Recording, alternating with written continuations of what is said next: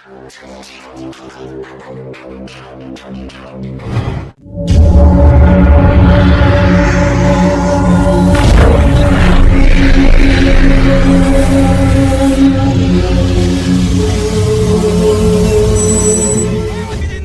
जिंदाबाद जिंदाबाद बहन कुमारी मायावती जिंदाबाद जिंदाबाद जिंदाबाद माननीय आकाश आनंद जी जिंदाबाद जिंदाबाद जिंदाबाद माननीय आकाश आनंद जी जिंदाबाद जिंदाबाद जिंदाबाद बहुजन समाज पार्टी जिंदाबाद जिंदाबाद जिंदाबाद बाबा साहेब अमर रहे बाबा साहेब अमर रहे बहुत बहुत शुक्रिया।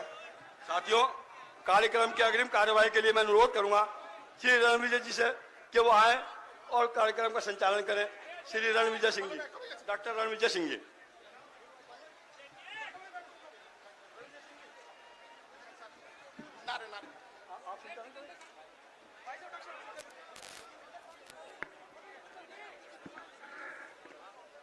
ये माइक वो अलग है। मैं सबसे पहले भारत के संविधान को बनाने वाले बाबा साहब बी आर अम्बेडकर साहब, बाम सेब DS4 बहुजन समाज पार्टी के संस्थापक मानवर श्री काशीराम साहब को श्रद्धा सुमन अर्पित करते हुए आज एक दिवसीय कार्यकर्ता सम्मेलन में नेशनल के कोऑर्डिनेटर आदरणीय आकाश आनंद जी आपके बीच में आ चुके हैं। जोरदार ताली बजाकर स्वागत करो, जोरदार ताली बजाकर।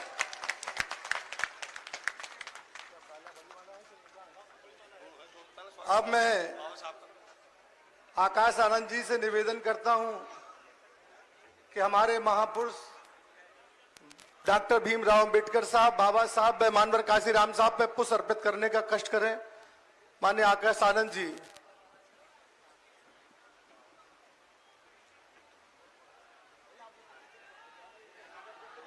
मैं बहुजन समाज पार्टी की मंडलीय सभी रणविजय सिंह जी, राजकुमार गौतम जी व सभी जिम्मेदार साथियों से मैं नेशनल कोऑर्डिनेटर आकाश आनंद जी का बड़ी माला से स्वागत करें। आकाश आनंद जी का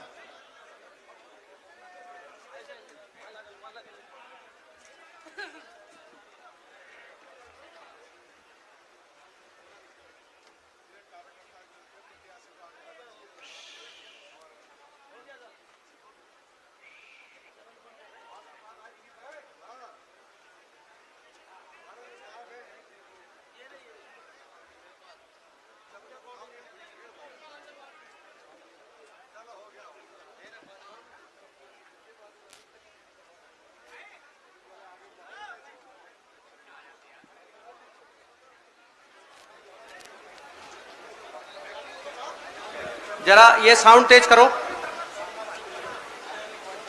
हेलो, तेज करो, तेज। हेलो हेलो, ये कम है। Hello hello hello hello hello hello hello hello. हम आप लोग चाहते हो कि आकाश आनंद जी का जोरदार जो स्वागत हुआ उसके लिए एक बार ताली और नहीं बजना चाहिए। अब मैं आप दूसरी कड़ी में जो हम लोग एक पश्चिमी यूपी की तरफ के साथ साथ नगीना लोकसभा से मैं उनका स्वागत करता हूं और स्वागत के साथ साथ सप्रेम भेंट जो हमारी है, जो हमारी बहुजन समाज पार्टी का चिन्ह है हाथी, मैं राजकुमार गौतम जी, रणविजय सिंह जी और हमारे धनीराम कीरतपुर जी और स्वागत करने में कड़ी में जो लोकसभा के दोनों हमारे कैंडिडेट हैं बिजनौर से हमारे विजेंद्र सिंह जी और RK मेनवाल जी, ये हमारे बीच में, उनको विजेंद्र सिंह जी को विजेंद्र सिंह जी स्वागत कर रहे हैं। जोरदार ताली बजाकर स्वागत करो। बहुजन समाज पार्टी जिंदाबाद, बहुजन समाज पार्टी जिंदाबाद। अब इस स्वागत की कड़ी के साथ साथ अब मैं आप गुजारिश करता हूं आकाश जी से, आकाश आनंद जी से कि मैं दिल की गहराई से उनका स्वागत करते हैं, खैर मकदम करते हैं। आए और इस जन समूह को संबोधित करने का कष्ट करें। माने आकाश आनंद जी। बहुजन समाज पार्टी जिंदाबाद, जिंदाबाद जिंदाबाद बहुजन समाज पार्टी जिंदाबाद, जिंदाबाद जिंदाबाद बहन कुमारी मायावती जिंदाबाद। जिंदाबाद बहन जी आप संघर्ष करो, आकाश जी आप संघर्ष करो, बहुजन समाज पार्टी जिंदाबाद, जिंदाबाद। जय भीम। ऐसे लग नहीं रहा कि नगीना हमें प्यार से पुकार रही है। एक बार जय भीम ऐसा करे कि लखनऊ तक आवाज जाए, जय भीम। साथियों, यहां पर आज मौजूद सर्व समाज में से हमारे मुसलमान भाइयों को, बहनों को, माताओं को मेरा सलाम। और बाकी सब समाज के, रिलीजन के सभी व्यक्तियों को, भाइयों बहनों को जो आज यहां मौजूद हैं, आप सभी को मेरा प्रणाम।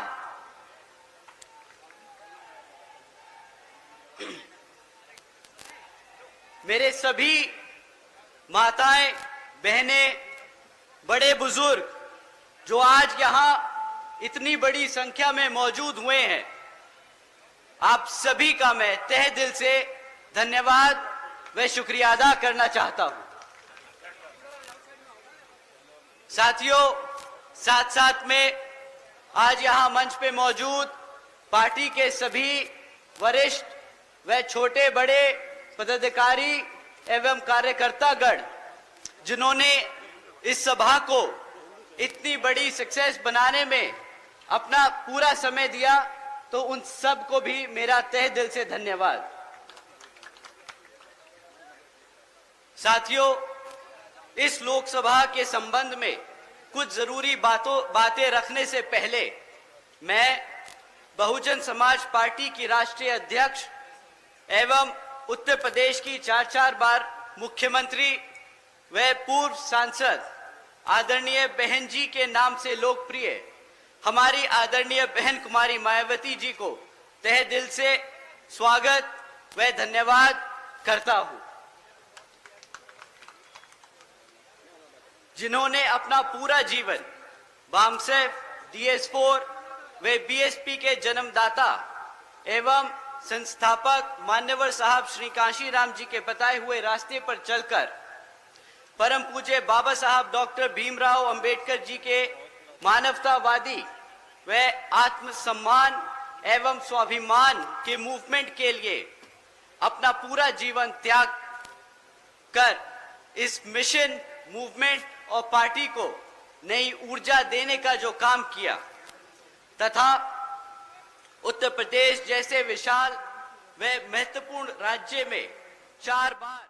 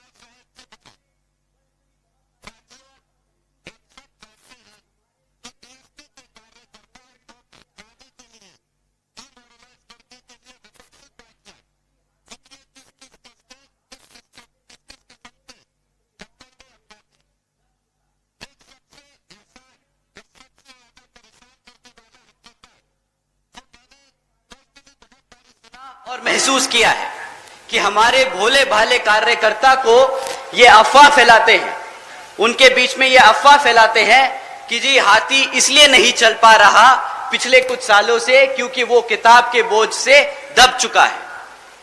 साथियों, ये किताब का बोझ का जो आरोप हमारे कार्यकर्ताओं के बीच में, ये अफवाह जो हमारे कार्यकर्ताओं के बीच में फैलाई जा रही है, इसको आज मैं सीधे हाथ आप लोगों के बीच में रख के इसको क्लियर करना चाहता हूं। साथियों, पिछले कुछ हफ्तों से इलेक्टोरल बॉन्ड्स के बारे में न्यूज चल रही है। क्या आप लोगों ने इलेक्टोरल बॉन्ड्स के बारे में खबर सुनी? आप लोगों ने खबर सुनी? अगर जिसने नहीं सुनी, आज मैं कुछ इंपॉर्टेंट पॉइंट्स उसके बारे में आपके सामने रखता हूं। ये हमारे किताब के जो अफवाह फैलाने वाले विपक्षी लोग हैं उनके लिए।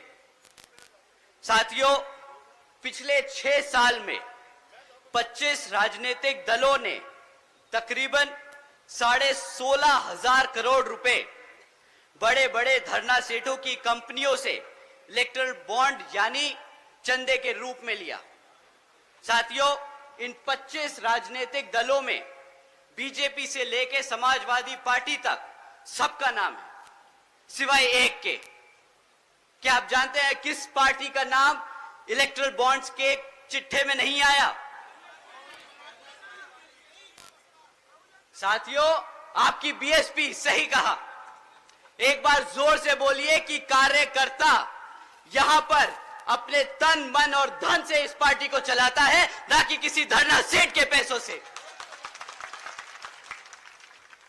बीएसपी केवल यहां उत्तर प्रदेश में ही नहीं बल्कि पूरे देश में बड़े बड़े पूंजीपतियों व धरना सेठों के धन बल से नहीं बल्कि अपने समर्थकों, कार्यकर्ताओं के तन मन धन से हमेशा से अपने चुनाव लड़ते आई है और आगे भी अपने कार्यकर्ताओं के समर्थनों के धन से ही अपना चुनाव लड़ती आएगी। साथियों, इन पूंजीवादी पार्टियों के हथकंडे जो किस तरह से हमारी पार्टी को तोड़ने के लिए लगाए गए हैं, इस पे हम आगे जाके थोड़ा सा और बात करेंगे। परंतु अब लोकसभा आम चुनाव में ये पार्टियां फिर आपके बीच में आके आपसे झूठे मूठे वादे करेंगी। झूठे मूठे क्या, मीठे मीठे वादे करेंगी। आपको बताएंगी कि किस तरह वो आपके लिए सीटें आरक्षित करेंगी, किस तरह आपको मुफ्त में राशन देगी। परंतु इस बारी पहले आप उनसे पूछिएगा कि भाई जब पिछले 10 साल से तुम सत्ता में आसीन हो तो उसका जरा रिपोर्ट कार्ड हमें दे दो, उसके बाद हम तुम्हें बताएंगे कि वोट देना है कि नहीं।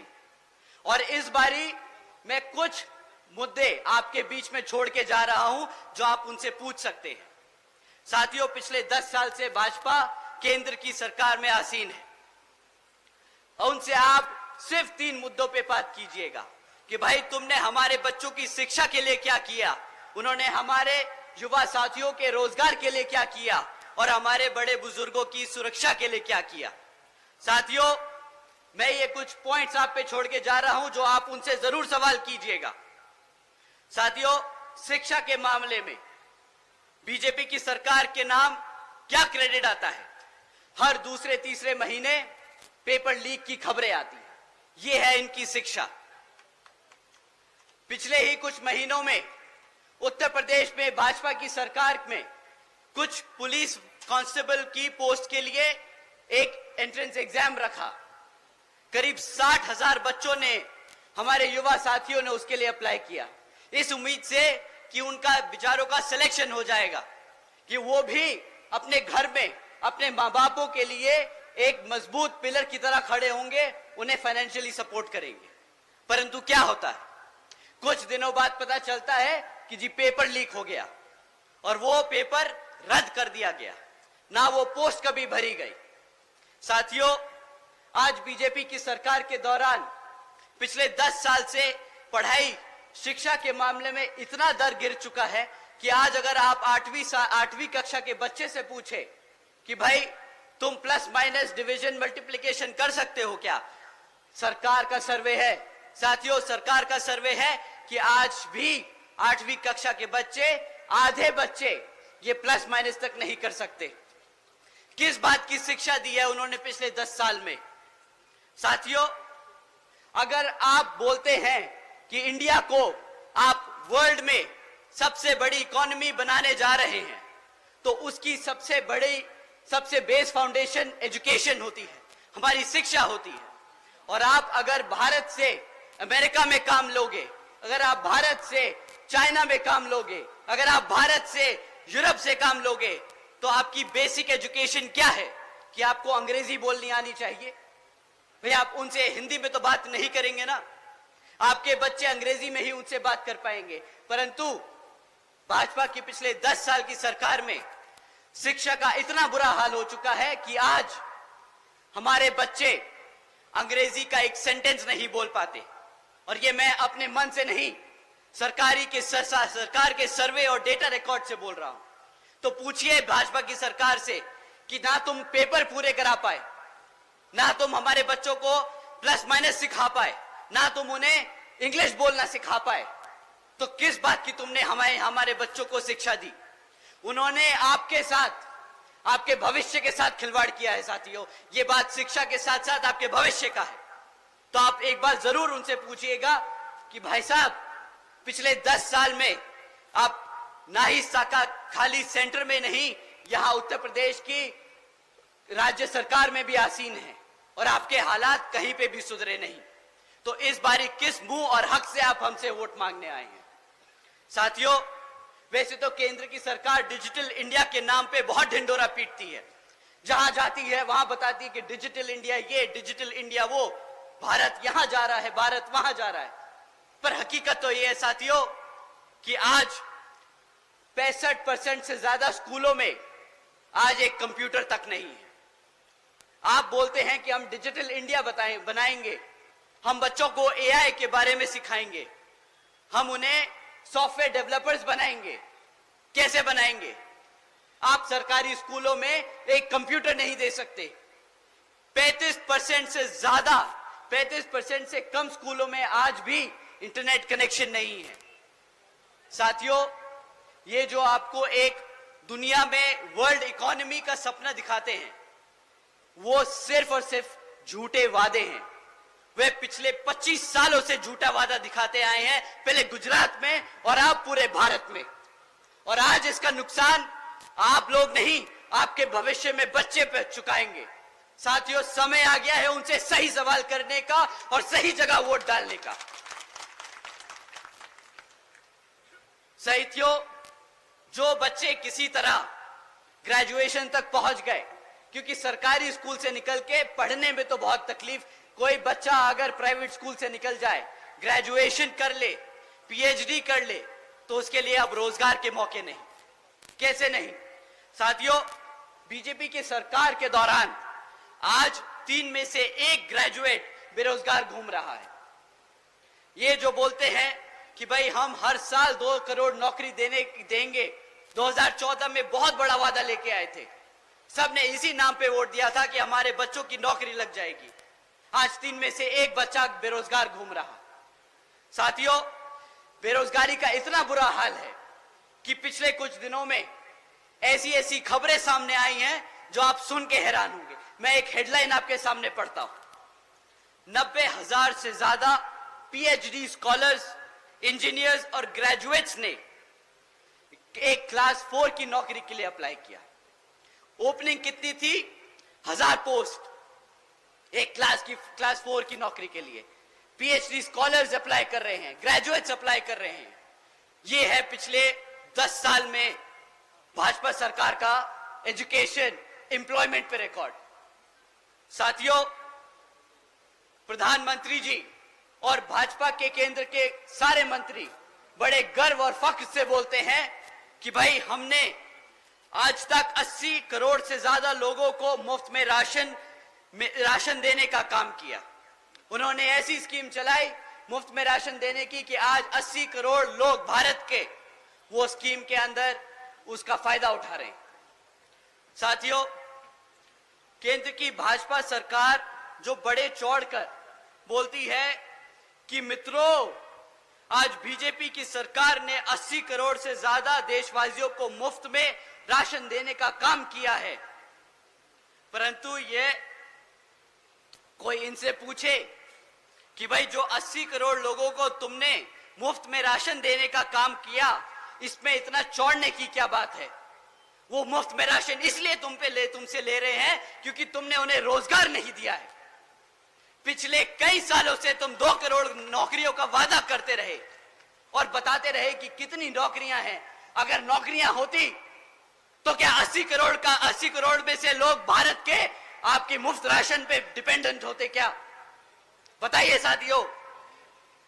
और सबसे बड़ा धोखा, इस 80 करोड़ जनता को मुफ्त में राशन देने का हमारे टैक्स पेयर पे 2 लाख करोड़ का टैक्स बर्डन पड़ता है। ये खर्चा आपके टैक्स के पैसे से दिया जाता है। अब एक बात सोचिए, 2 लाख रुपए ये केंद्र की सरकार 2,500 रुपए 3,000 रुपए महीना राशन देने में खर्चती है। अगर ये आपको 20,000 रुपए की बेस नौकरी दे देती तो आज भारत की तरक्की 2 लाख के खर्चे से नहीं 20 लाख करोड़ के फायदे से होती। इन्होंने सही मायने में 2.5 लाख करोड़ का चूना नहीं लगाया अपनी जनता को, इन्होंने 20 लाख करोड़ का नुकसान किया है अपनी आवाम का। साथियों, सुरक्षा के मामले में इनके ऊपर कोई टिप्पणी ना ही करे तो अच्छा है। मैं इनके बस एक नोटिस के बारे में आपको बताता हूं, वो आपको इनकी सेफ्टी सिक्योरिटी के बारे में सही तरीके से समझा देगा। यहां के मुख्यमंत्री जी एक दिन नोटिस जारी करते हैं कि आज से लड़कियों को शाम को 8 बजे के बाद से प्राइवेट इंस्टीट्यूट्स में क्लासेस लेना मना है। क्यों? क्योंकि वो अपने बच्चियों की सुरक्षा नहीं कर सकते। अब साथियों, जो ऐसी गाइडलाइंस पॉलिसीज इशू करे, उसके राज्य में, उसके रहते हुए इस प्रदेश में कौन सी बेटी सुरक्षित होगी? आप अगर अपने बेटी बच्चों को सुरक्षित नहीं रख सकते तो आप क्या हमारे बड़े बुजुर्गों को सुरक्षित रखेंगे? साथियों, ये लोग गर्व करते हैं, इनको बहुत अच्छा लगता है जब इनको लोग बोलते हैं कि ये बुलडोजर की सरकार है। इन मूर्खों को पूछो कि अगर बुलडोजर की सरकार से चीजें टूटती हैं तो तुम्हें वहां सत्ता में बिठाने का काम इस जनता ने जो किया था, यहां पे इस प्रदेश को बनाने के लिए किया था, ना कि तोड़ने के लिए। इन लोगों में इतनी भी समझ नहीं कि बुलडोजर का सरकार का किताब लेके गर्व की बात नहीं, ये शर्मिंदगी की बात है कि जो तुम पे ये पूरी आवाम ये आरोप लगा रही है कि तुम बुलडोजर की सरकार हो। साथियों, इनकी फाइनेंशियल विजडम, इनकी अंडरस्टैंडिंग ऑफ फाइनेंशियल नॉलेज, ये कितने अच्छे हैं भारत के व्यापार में। ये मैं आपको एक और स्टेटस, एक फैक्ट के बारे में एक फैक्ट बताता हूं और उससे ज्यादा मैं उस पर कुछ नहीं कहूंगा। साथियों, जब केंद्र की सरकार में भाजपा आसीन हुई थी तो केंद्र की सरकार पे 58,60,000 करोड़ का कर्जा था। आज 2024 में ये 58,60,000 करोड़ का कर्जा बढ़कर आज 152 लाख करोड़ हो चुका है। इतनी ही अच्छी इनकी फाइनेंशियल नॉलेज है, इतना ही अच्छा इनका बिजनेस सेंस है। ये इंडिया को भारत देश में एक लार्जेस्ट $5 ट्रिलियन इकोनॉमी की बात करते हैं। अगर कर्जे पे चौड़ना है तो भाई साहब, हमें ऐसी सरकार और ऐसा चौड़ नहीं चाहिए। हम चाहते हैं कि हमारे बच्चे को रोजगार मिले, हम चाहते हैं कि हमारा बच्चा हमारे घर में पैसा लेके आए और बोले कि मां, तेरे को बाहर सरकार के फ्री खाने राशन की स्कीम पे जरूरत नहीं है, मैं तेरे लिए कमा सकता हूं। इन्होंने साथियों हर स्तर पे आपके साथ धोखा किया है और अब आपका समय आ गया है इनसे सवाल करने का कि भाई किस तरीके से तुम सरकार चलाते आए हो। अब समय आ गया है इनको इनकी हरकतों के लिए अकाउंटेबल होल्ड करने का। साथियों, ये लोग पिछले 10 साल से आपके साथ हैं, ये 10 साल से आप पे राज करते आए हैं और आज भी जब ये आपके बीच में आएंगे तो अगले 15 साल का सपना दिखाएंगे। ये अपना पिछले 10 साल का रिपोर्ट कार्ड नहीं देंगे आपको। साथियों, मैं बहन जी का गवर्नेंस मॉडल आपके सामने रखता हूं। हम 2007 में सत्ता में आए थे और हम 2012 तक सत्ता में थे, पर आज भी बहन जी के ऊपर से गाइडलाइंस है कि आप आगे आने वाले 5 साल के लिए क्या करेंगे वो नहीं बताएंगे। आपने पिछले 5 साल में क्या किया आप वो बताएंगे। जनता को पता होना चाहिए कि आपकी कार्यशैली कितनी मजबूत है, वो आपके भरोसे पे वोट दे, आपके काम पे वोट दे। तो साथियों, मैं आपके सामने बहन जी के कुछ काम आपके सामने रखता हूं और आप ही डिसाइड करना कि आपके लिए, आपके बच्चों के लिए सही नेता कौन है। बहन जी के गवर्नेंस मॉडल के तहत साथियों, बसपा की सरकार ने महामाया गरीब बालिका आशीर्वाद योजना चलाई थी, जिसके तहत 3,25,000 बच्चियों को 1-1 लाख रुपए देने का बहन जी ने काम किया था। साथियों, बहन जी ने अपनी सरकार में 3,250 करोड़ रुपए अपनी बच्चियों को 1-1 लाख रुपए देने का काम किया जब वो पैदा हुई, ताकि जब वो 18 साल की हो तो उनको अपने माँ बाप या अपने किसी भाई बहन पे डिपेंड ना होना पड़े, वो अपने पैरों पर खड़ी हो सके। देश में पहली बार पैदा होते ही बच्ची 1 लखपति बनी थी बहन जी के शासनकाल में। साथियों, बहन जी के गवर्नेंस मॉडल के तहत बीएसपी की सरकार ने सावित्रीबाई फूले बालिका शिक्षा योजना चलाई थी, जिसके तहत 7 लाख से ज्यादा बच्चियों को 12वीं तक की शिक्षा फ्री में प्राप्त कराई गई। यहाँ पे बहन जी ने फ्री में राशन नहीं बांटा, यहाँ पे बहन जी ने फ्री में शिक्षा बांटी है। आप सब जानते होंगे बाबा साहब क्या कहते थे। बाबा साहब कहते थे, अगर कोई शिक्षा प्राप्त कर ले, शिक्षा क्या होती है? शिक्षा शेरनी का दूध होता है, जो एक बार पी ले तो सिर्फ दहाड़ता है और दहाड़ता ही रहता है। बहन जी ने अपने प्रदेश में हर एक बच्ची को एक शेरनी बनाने का काम किया। साथियों, इस स्कीम के दौरान बहन जी ने अपनी बच्चियों के लिए 600 करोड़ रुपए खर्चे थे। हमने कभी इधर उधर पैसा नहीं उड़ाया। बहन जी ने हमेशा बहुत टारगेटेड, बहुत सटीक तरीके से सही जगह वो पैसे का इस्तेमाल किया, ताकि आने वाली जनरेशन किसी के सामने हाथ ना फैलाए।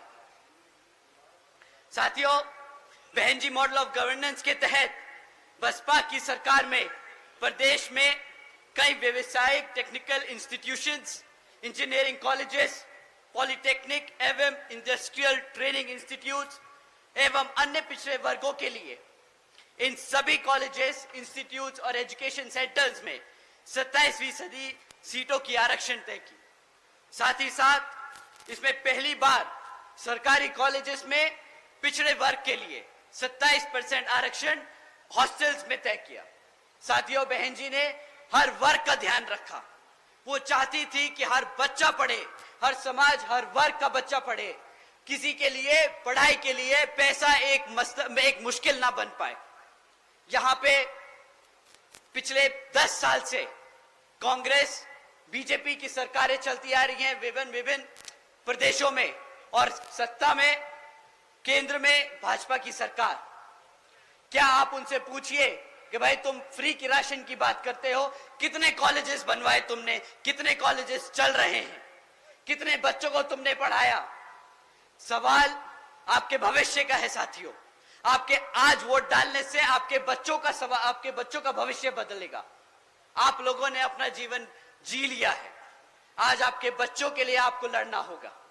साथियों, बहन जी के मॉडल ऑफ गवर्नेंस के तहत बसपा की सरकार ने सरकारी नौकरियों के साथ साथ देश में पहली बार सरकारी ठेकों में भी आरक्षण की व्यवस्था तय की। हमारे लोग, पिछड़े वर्ग के लोग, बहुजन लोग खाली सरकारी नौकरियों में आगे नहीं बढ़ेंगे, वो प्राइवेट सेक्टर में भी आगे बढ़ेंगे। वो अपने पैरों पर बिजनेस खड़ा कर खड़े होंगे। साथियों, वो अपने आप को नौकरी मांगने नहीं, नौकरी देने लायक बनेंगे। बहन जी ने हमेशा से आप सबके लिए, हमेशा आगे के लिए सोच के काम किया। साथियों, बहन जी के मॉडल ऑफ गवर्नेंस के तहत बसपा की सरकार ने कृषि व संबंधित कार्यों में सबसे पहले मिनिमम वेजेस को 55 रुपए से बढ़ाकर 100 रुपए प्रतिदिन किया। साथियों, साथ ही साथ अन्य पिछड़े वर्गों के लोगों की क्रीमी लेयर की वार्षिक आय 3 लाख रुपए से बढ़ाकर 5 लाख रुपए कर दी, ताकि उन सभी लोगों को फाइनेंशियली लाभ हो सके। साथ ही साथ बहन जी के मॉडल ऑफ गवर्नेंस के तहत बसपा की सरकार में 90,000 से अधिक शिक्षकों को सरकारी नौकरी दी गई, 1 लाख से अधिक सफाई कर्मचारियों को सरकारी नौकरी दी गई, 2 लाख से अधिक जवानों को पुलिस फोर्स में भर्ती किया गया। और साथियों, अपने 5.5 साल के शासनकाल में 6 लाख से अधिक अपर कास्ट समाज के सभी कमजोर लोगों को विभिन्न सरकारी नौकरियों पे पदों पे नियुक्त किया गया। और साथियों, आप जानकर हैरान होंगे, ये सारे काम बहन जी ने तब किए जब पूरी दुनिया आर्थिक मंदी के दौर से गुजर रही थी। इसे कहते हैं फाइनेंशियल इंस्टीट्यूशन, फाइनेंशियल नॉलेज की एक सेंसिबल तरीके से गवर्नमेंट रन करना। साथियों, बहन जी ने कभी सरकारी खर्चे से अपनी सरकारी नीतियों को चमकाने का काम नहीं किया। जो आप सब जानते हैं, भाजपा बखूबी जानती है। 100 करोड़ सैंक्शन करेगी पॉलिसी के लिए, उसमें से 75 करोड़ रुपए उसको एडवर्टाइज करने के लिए खर्च देगी। बहन जी ने कभी ऐसे काम नहीं किए। उन्होंने आपके टैक्स के कमाए हुए पैसे को बखूबी समझा कि वो कितनी मेहनत से कमाया जाता है, और सब जगह वो बांटने का काम किया, क्योंकि वो हमेशा से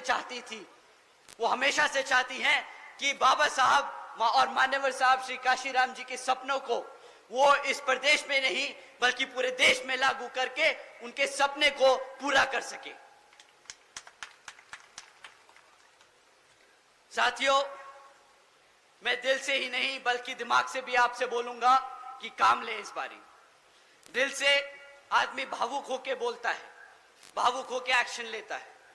कभी लगता है कि यार मेरे समाज के, मेरे परिवार के, मेरे दोस्त यार के यहाँ घटना हुई तो मैं भी उसके साथ जाके खड़ा हो जाऊं, मैं भी आंदोलन करूं, मैं भी पुलिस से झगड़ूं, मैं भी एसपी और डीएम से लड़ूं कि उसको न्याय मिलना चाहिए। साथियों, ये भी तरीका होता है, बट ये कभी बीएसपी का तरीका नहीं रहा। कभी भी बीएसपी के लोग सड़क पे उतरकर किसी से लड़ाई झगड़ा नहीं करे। हमारे लोगों ने हमेशा सूझबूझ और दिमाग से काम लिया। बहन जी ने हमेशा समझाया कि साथियों, सड़क पे उतरकर झगड़ा कर आपको आपके लोगों के लिए न्याय नहीं मिलेगा। आपको अपने समाज के लोगों के बारे में और अपने समाज को जागरूक करके वोट डाल के अपने लोगों को तख्ता में बिठाकर उन लोगों के लिए न्याय मिलेगा। साथियों, पिछले कुछ सालों से आप लोगों के बीच में इन विरोधी पार्टियों ने किस्म किस्म के लोग छोड़ रखे। अब नाम लेके उनको बताना क्या, उनको हवा देने की कोई जरूरत नहीं, पर वो आप लोगों को कुछ इस तरीके से भटका रहे हैं, वो मैं काम आपके सामने रख देता हूं और आपको बोलता हूं कि आपसे विनती करता हूं कि उनके चक्करों में ना पड़े, क्योंकि एक बार आप उनके चक्करों में फंस गए तो फिर वहां से निकालना बहुत मुश्किल होगा। साथियों, यह आदमी अपने आप को मसीहा बताता है। यह आदमी कहता है कि मैं सड़क पे उतरूंगा अपने समाज के लिए, आंदोलन करता है, झगड़ता है, लड़ता है, हमारे युवा साथियों को लेके पहुंच जाता है। फिर क्या होता है, हमारे युवा साथियों पे मुकदमे होते हैं, और जैसे ही मुकदमे होते हैं वे बेचारे ढूंढते फिरते हैं कि भाई साहब हमें बचाओ। वो आदमी फिर यहां से छोड़ के दूसरी जगह भाग जाता है, वहां पे आंदोलन करता है, और इस कारवां में हमारे सभी युवा साथियों पे मुकदमे दर्ज कराता जा रहा है। अगर आप पे एक बार मुकदमा दर्ज हो गया साथियों, तो सरकारी नौकरी मिलने में मुश्किल हो जाएगी, रोजगार मिलने में मुश्किल होगा। ये आपको आज गरम खून नहीं दिखा के, इमोशनल करके आपको सड़कों पे ले जा रहा है और बाद में फंसा रहा है। साथियों, सड़क पे लड़कर आपको वोट, आपको आपकी ताकत, आपको सत्ता में आने का मौका नहीं मिलेगा।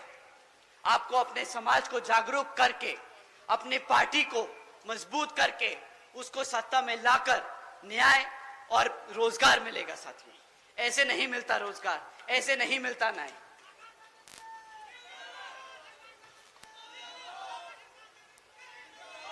साथियों, अभी पिछले कुछ दिनों में इस व्यक्ति ने अपनी पूरी जी जान लगा दी कि वो इंडिया अलायंस में घुस जाए। किसी तरह अगर इंडिया अलायंस में घुस गए तो भाई अपनी एक सीट निकाल लेंगे। बेचारा घबराता है कि अपने आप लड़ना पड़ जाए तो जमानत जब्त हो जाएगी। परंतु साथियों, बेचारे की किस्मत इतनी खराब कि इंडिया अलायंस में होके भी बेचारा बेघर घूम रहा है। पूछ रहा है कि साला कोई एक सीट तो दे दे भाई। अब अपनी खुद की पार्टी से लड़ना पड़ रहा है। भाई साहब, आजकल जीतने के लिए क्या क्या नहीं कह रहे कि भाई बसपा का प्रत्याशी बहुत कमजोर है, वो लड़ नहीं पाएगा। हमारे प्रत्याशी जी से मैं एक बार रिक्वेस्ट करूंगा कि जरा सामने आए। आइए आप सर। अब बताइए साथियों, अगर हमारे प्रत्याशी आपको कमजोर लग रहे हैं, अगर आपको हमारे प्रत्याशी किसी भी तौर तरीके से लग रहे हैं कि वो आपके बीच में खड़े होकर आपके हकों के लिए नहीं लड़ सकते, तो साथियों आप यहां पे अपने हाथ ना उठाएं। परंतु अगर आपको लगता है कि हमारे प्रत्याशी उतने ही मजबूत है जितना हमारा कैडर, उतने ही मजबूत है जितने हमारे कार्यकर्ता, तो आप सब अपने हाथ उठाएं और बताएं कि यहाँ पे सामने वाले की जमानत जब्त होने वाली है और यही प्रत्याशी उसको वो मुंहतोड़ जवाब देने वाले हैं।